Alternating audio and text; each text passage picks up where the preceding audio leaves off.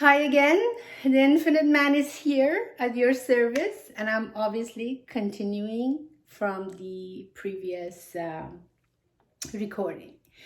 So you can see how we are entangled with these two snakes on our shoulders, and we are walking the walk of life with that. We are either egoistic, thinking that our success, our beauty, or whatever we are so proud of is permanent, and thinking that is permanent is that ignorance that no, there is a law, the law of impermanence, meaning nothing is permanent. Nothing.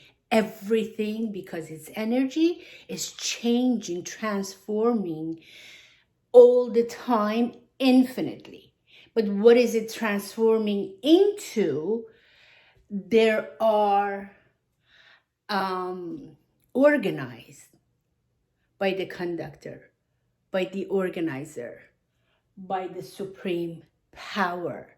And as I said before, we don't know all the transformation that will eventually take place, how it's going to be, in what form, better or worse, or what have you. This is the life we have. This is what's important. This is the growth we need to make. And that understanding that the self is absolutely perfect, complete, whole, and beautiful. So let's not be concerned about the transformation into other forms in the future tense, which again doesn't make any sense because it's infinite transformation, therefore time is relevant. And focus of what we have and who we are now, this minute, this breath.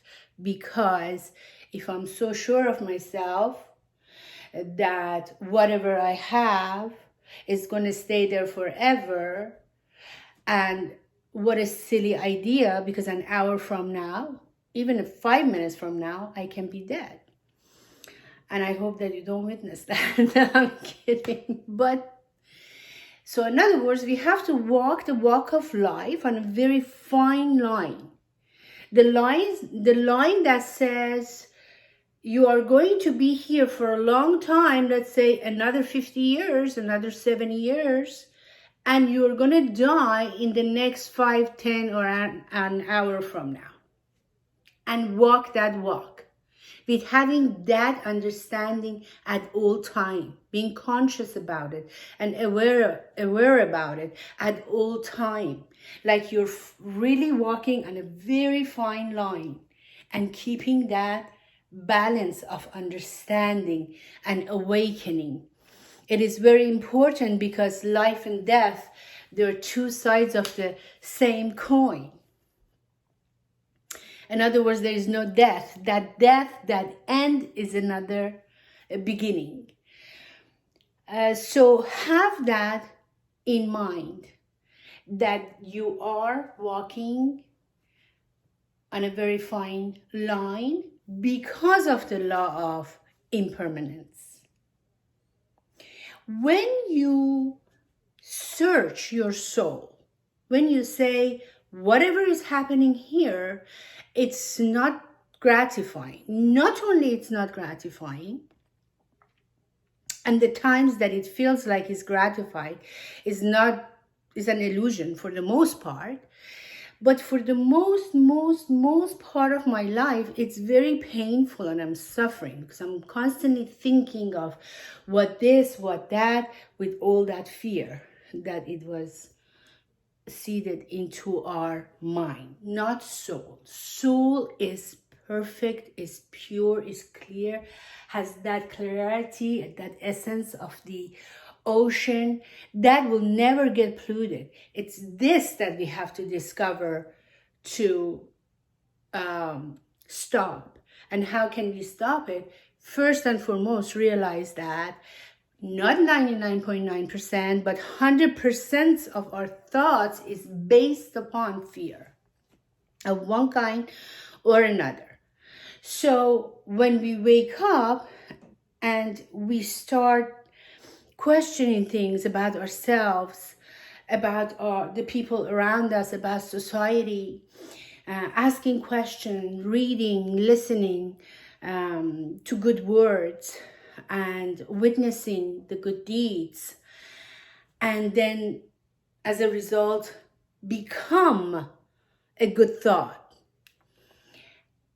and then walk the walk of life with good thoughts, good deeds, and good words at all time, and be very conscious about it, to the point that when you see ants, walking on your path, you're going to be so conscious that you are going to step over them and not kill them and crush them.